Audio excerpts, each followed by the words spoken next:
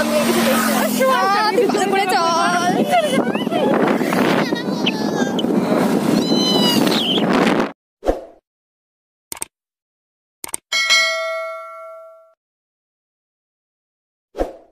Welcome back to my channel doll vibes. আজ চলে এসেছি আর একটা নতুন ভিডিও নিয়ে। আশা করি তোমরা সবাই খুব ভালো আছো। তো আজকে আমি আর আমার last video partner cum my closest friend Poushali আমরা বেরিয়ে পড়েছি একটা নতুন ডেস্টিনেশনে। হ্যাঁ, আমার কাছে নতুন, কারণ আমি আগে কোনো দিনও যাইনি। আর তোমরা দেখতেই পাচ্ছ চারিদিকে কত গাছপালা, তার মাঝখান দিয়ে চলে যাচ্ছে একটা সরু রাস্তা। আমার তো পার্সোনালি এই রাস্তাগুলো খুব ভালো লাগে, আর হ্যাঁ আমি জানি তোমাদেরও ভালো লাগে। এই রাস্তাটা দেখে আমার একটা জিনিসই মনে পড়ছিল, ছোটোবেলায় 6-7-এ পড়তে কম্পিউটারে কার রেসিং খেলতাম। তো ওখানে এরকমই ছিল, চারিদিকে গাছপালা আর মাঝখান দিয়ে রেস হতো। তো মনে হচ্ছিলো যে না, আমরা একটা রেসের একটা পার্ট হয়ে পড়েছি, প্র্যাকটিক্যালি আমরা একটা রেস করছি। তো জিনিসটা আমার খুবই ভালো লাগছিলো। আর আমরা যখনই বেরোই তখনই ব্যাপারটা হচ্ছে আকাশে মেঘ থাকবেই, এটা একটা কম্পালসারি ব্যাপার। এতদিন অবধি যেখানেই গেছি আকাশে মেঘ হয়েইছে। তো জানি না সামনে বৃষ্টি হবে কিনা, হলেও হতে পারে।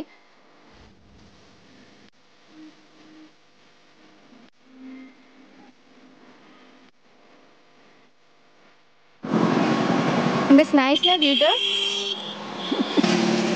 পৌশালী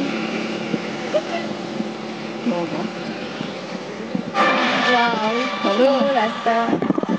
ও হ্যাঁ, আমি তো একটা জিনিস বলতে ভুলেই গেছিলাম। আমরা যাচ্ছি কোথায়? আমরা যাচ্ছি পলসন্ডা। তোমরা অনেকেই নামটা শুনে থাকবে, আবার কারোর কাছে অজানা। জায়গাটা মুর্শিদাবাদ জেলার মধ্যেই পড়ে। আর আমি 11-12-এ পড়তে শুনেছিলাম যে ওখানে একটা ধাবা আছে, ধাবাটা খুব ফেমাস। চারিদিক থেকে লোকজনে আসে ওখানে খাবার খেতে, টাইম স্পেন্ড করতে। তো আমরা ভাবলাম যে যাই, প্রায় 1 ঘন্টা জার্নি করে যাই, আমরা ওখান থেকে কিছু খাবার খেয়ে আসি। আর যেতে যেতে আমাদের একটু ভিডিও করা হয়ে যাবে। আইডিয়াটা কিন্তু খারাপ ছিল না, তাই না?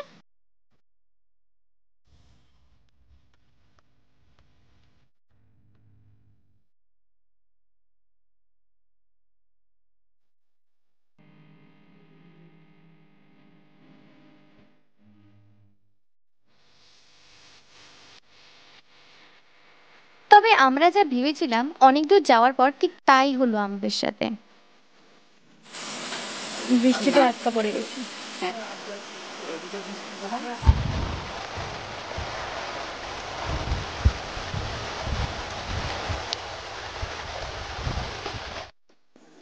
অনেকক্ষণ বৃষ্টি পড়ার পরে অ্যাট লাস্ট বৃষ্টি থামে এবং তখন প্রায় সন্ধে হয়ে যায়। তো তারপরে আমরা বেরোলাম এবং আমরা পৌঁছে গিয়েছি সে ধাবাতে। দূর থেকে দেখো কত লাইটিংয়ে ভর্তি। ধাবাটার নাম হচ্ছে পাপ্পুদা ধাবা। তোমরা অনেকেই শুনে থাকবে, পলসন্ডার ফেমাস ধাবা। গুগলে অনেক অনেক ছবি আছে। ধাবাটা খুবই বড় এবং পুরো মানুষে ভর্তি। জায়গার নাম দক্ষিণগ্রাম, মুর্শিদাবাদ। এখানে অনেক রকমের খাবারের আইটেম পাওয়া যাচ্ছিল, মাটন, চিকেন থেকে শুরু করে সব রকম।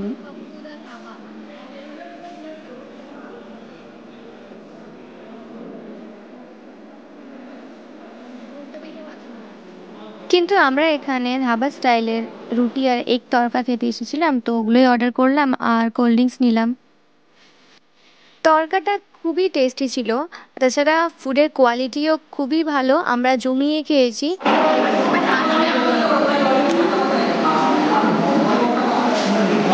খাওয়া হয়ে গেলেই আমরা সঙ্গে সঙ্গে বেরিয়ে পড়ি বাড়ির পথে, কারণ রাত হয়ে গিয়েছিল তখন।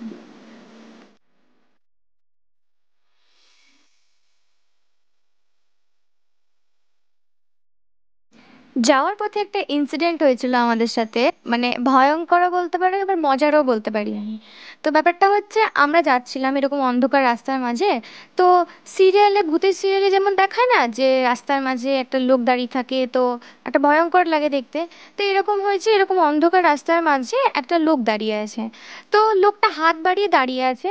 আর আমরা যখন গিয়েছিলাম তো ওখানে গিয়ে বলছে দাঁড়াও, জাস্ট আস্তে করে বললো দাঁড়াও। আর আমাদের শরীর তো পুরো শীতল হয়ে গিয়েছিল।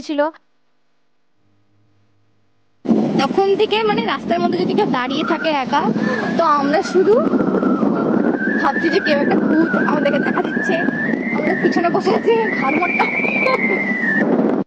তো এইভাবে অনেকটা আসার পরে আমরা আজিমগঞ্জে পৌঁছালাম। তারপরে আমাদের মনে শান্তি এলো।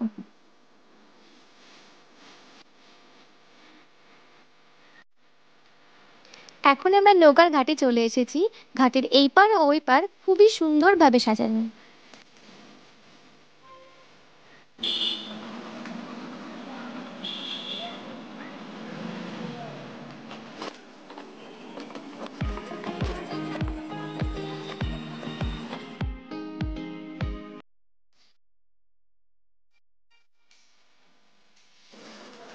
চলে এলাম আমরা এই পারে।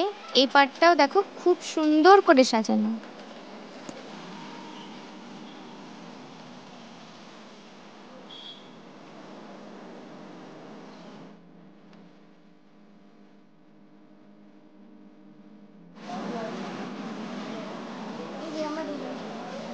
বাস আমাদের পছন্দ থেকে আসা হয়ে গেল, এবার বাড়ি। এটাতেই হয়ে গেল আসা আমাদের। আমরা কটা থেকে বেরিয়েছিলাম যেন? 5:30। 5:30 থেকে বেরিয়েছিলাম, এখন বাজে 8টা। জার্নিটা খুব ভালো ছিল তাই না কৌশলী? হ্যাঁ, জার্নিটা সত্যি সত্যি খুবই ভালো ছিল। আশা করি তোমাদের ভালো লেগেছে ভিডিওটা।